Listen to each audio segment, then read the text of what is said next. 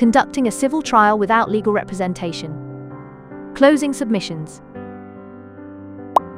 Let's find out how to prepare your closing submissions.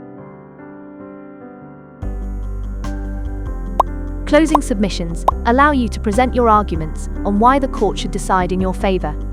They should address the relevant law and facts in support of your claim. You should also address the other party's position and arguments where possible. The applicable law. You will need to do some research and tell the court what the applicable law is.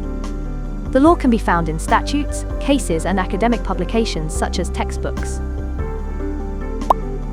Statutes can be found on the Singapore Statutes online website. Repository of local cases can be found on the SG Courts and LawNet websites.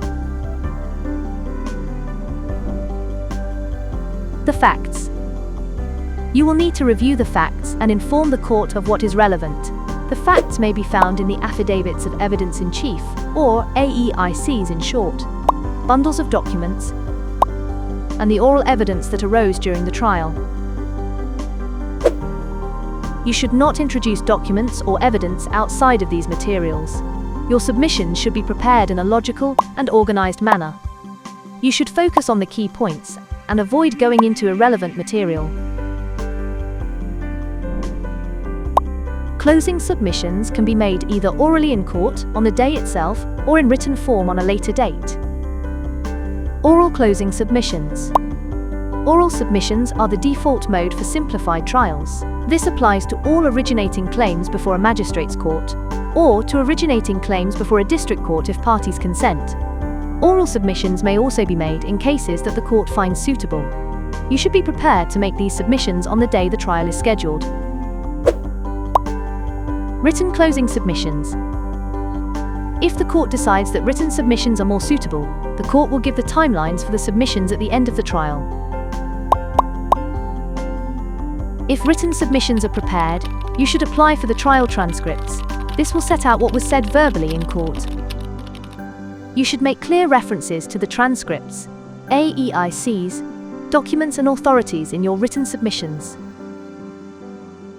Let's look at an example of how your written submissions can be prepared.